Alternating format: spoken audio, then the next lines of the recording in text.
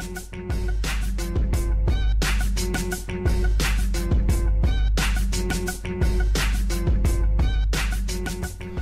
up, y'all? It's your boy Vinnie-Dangerous, and I'm back with another installment of Dangerous Minds. Before we get things started, I'd really like to give a huge shout out to everybody that tuned in to the 1-year anniversary of the show 2 weeks ago. 3,500 views and counting, my most viewed show since I switched to the video format back in February. I really appreciate y'all for supporting that. And speaking of support, I would like to announce that I have started the Patreon support site for the channel. Those who don't know, Patreon is a kind of like a crowdfunding type of site, kind of like crowdfunding and Kickstarter and things like that. I've started this to help build the channel. I work full time along with my music career, my production, and the other things that I got going on. So pumping out these videos, and buying the necessary equipment for that and other things I would like to do is getting expensive. So if you are a fan of the show, I would really appreciate you donating. As little as $1 a day would be just enough, and it would provide you access to exclusive content. We will also be able to do these private discussions. You can help me pick out future projects for the show. Just like I said, I want to do this to help build the channel, and you could definitely become part of the show. I've definitely enjoyed all the feedback that I get, and it'll definitely be something that all of us can get involved in. So I'd really appreciate if y'all can help support that. The link for that will be in the description. It'll also fall under this video at some point throughout my different podcast episodes from this point forward, and I will include that link in the description for past episodes as well. So be on the lookout for that. Now that I've gotten that piece out the way, I would like to go ahead and get started on the topic at hand, because I have not forgot about you, Bill, and I'm not talking about Bill Cosby. He got enough shit going on, but I want to talk about Bill Maher. See, a few weeks ago, June 5th, Bill Maher was on his show, and he decided to make a very non-funny joke about him being a house nigga to Senator Sass, that was his guest that time. Now, he has gotten some backlash for it, and since apologized, and even Ice Cube has gotten on his show to G-check him, and that's all nice. But the thing that I want to talk about, kind of sparked because of the Bill Maher situation, but really it's just an overall problem that I have, and that is with the past. And that's what this episode is going to be about. This is what this one is called, because I hate the past, the honorary black card, and the invitations to the cookout. I hate those with a passion. Now, to further explain, the past is usually given by a large section of the black community when a non-black person, not always white, not always Caucasian, but a non-black person does something that either we do really well, like play a sport, sing a song, do a dance move, just something that we do on a regular basis that comes natural to us. If they can do it on a level that is equal, or maybe even exceeding what we would have expected from them, and it comes close to what we do, it's like, all right, they black, or they're cool, quote unquote cool non-black people, where they can kind of take on our lingo, our style, our mannerisms, and it doesn't come off forced, it comes off natural. Maybe they grew up around black people, maybe they took a class in how to be a nigga 101. Who knows? But if you do that to the point where it doesn't look forced, it looks natural, you look like one of us, then they give you the honorary invitation, the pass, the black card, the invitation to the cookout. Or the third thing, in which was a lot of the mixed reaction was coming from when it came to Bill Maher, was that if you do something like donate to black charities, or you support someone like Obama, or you just overall are a decent human being when it comes to black issues, you just don't ignore black issues, then we automatically include you in that conversation as well.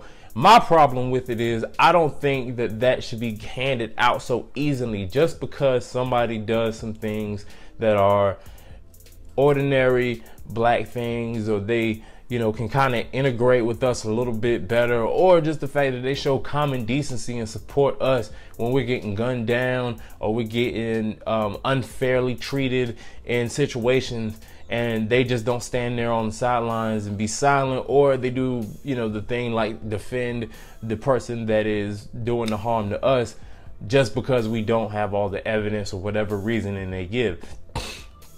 Because situations like with Bill Maher will happen. Because one of the things I noticed, the one thing that you can notice from the video, is that he is so comfortable. He is so, that he didn't say it in a cringy way. He didn't say it in a, I'm gonna say it as a way to get at you or make you mad. He said it like this is normal conversation for him. This is something that if it wasn't on television, he'd been at home or around some friends and he would say it, and it'd be cool, because a few black people probably gave him permission and said, hey, Bill, you cool. You can say nigga around me. And I remember growing up, and that was some shit that used to go on in school. You know, you have that one white dude that hangs out with a bunch of black people, that one white girl that hangs out with a bunch of black people, and everybody want to give him or she the honorary black card to say nigga. And I do not like that. Anybody that came around me, I always told them, look, you ain't saying that shit around me.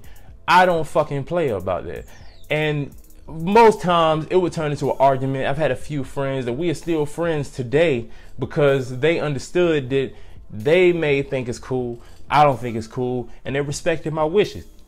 But that's not always the case. And just like I said, more times than not, it becomes an argument. It becomes an issue because non-black people gave you an all right to say the N-word, so everybody else should do the same thing. And I do not fucking play about that. And you don't get a pass with me just because you donated money to Obama, or you can sing and dance like Justin Timberlake, or just because you can kind of integrate with us or whatever. Like, you know, I respect artists like Eminem and, you know, people like that, that even with their so-called pass and honorary black card, they decide not to use that word, or they go against that word, or they say they hate that word because they don't want to, you know, ruffle the feathers. They understand it. They don't understand it from a personal perspective, but they understand that, hey, you know, this word carries a lot of weight and it carries a lot of pain that I shouldn't play around with just because I'm cool with a few of y'all.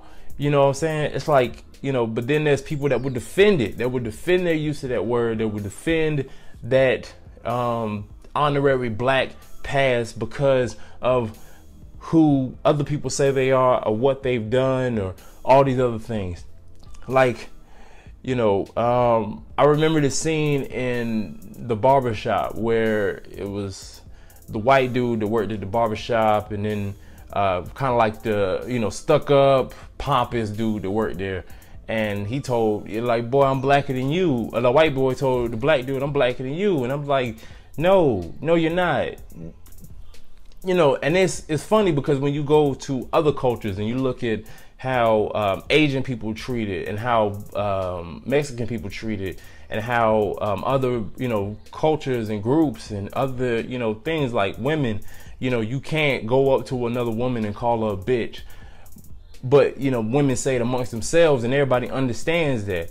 Or, you know, gay people can get around each other, and I've seen it before. They might, you know, throw some, you know, slurs at each other, some offensive language at each other, and they be treated as a term of endearment. But, you know, everybody else in the listening, you know, area knows that, hey, I can't say that to that person because it's offensive. So how is it that even with the excuse of hip hop, even with the fact that it's being used as such a as a passé word amongst black people and people of color, that all of a sudden everybody should be able to use it? I don't understand that.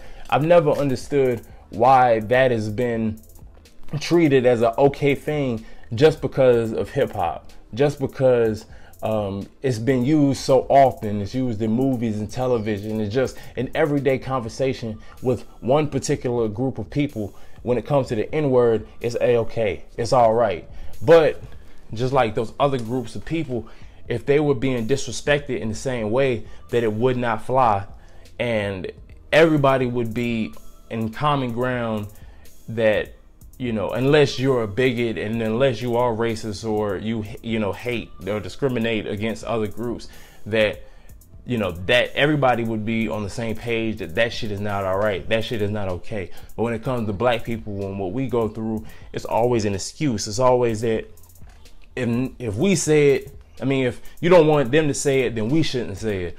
Or, you know, those passe things that I do not appreciate, I do not like, and I would like to say fuck you if you feel that way. And I like to take it back to a few months ago, because I'm gonna say this and I'm gonna wrap it up. George Lopez made a joke that got this woman offended, and she was kicked out of the comedy club. The joke that he made was basically about how, you know, it was something about how Mexicans don't like you bringing black people home. And it was some like stereotype, like, you know, they got bad credit or some shit like that, or it was crazy.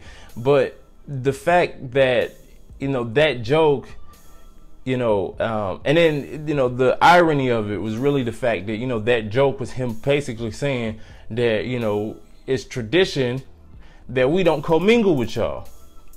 But when people was ready to go at his head, we were the main ones saying that, nah, George Lopez is cool, he's still one of us. And I just thought that was so ironic that, you know, we're so quick to give the pass, but other people are not so quick to open the door for us, or other people for that matter. They keep certain things sacred, and I think we should do the same. So my overall thought on the whole situation is that, you know, when situations like Bill Maher's come on, we should all be unified to say that that shit is not okay. Nobody should be saying that he's all right because he's done a few good things for black people, that he should be all right to say the N-word. And overall, I think that we just need, as a people, to make it be known that just because you are cool with us, just because you do a few things that, you know, seem to be on the same level with us, or just the fact that you show common human decency when you see us being mistreated and you decide to speak out, it does not give you a pass to disrespect us. So that's my time. I like to appreciate y'all for tuning in. Tune in next time, and also hit the link for the Patreon site if you want to get some exclusive content that'll be coming in the next month or so. I'll let it be known when it's posted. But it's your boy Vinnie-Dangerous. Follow me on IG. I'll leave the link for that description below, and then I'll have some annotations on this video as well. But follow your boy on IG. Hit the Patreon site. It's your boy Vinnie-Dangerous. Tune in next time. I'm out. I love you, bro.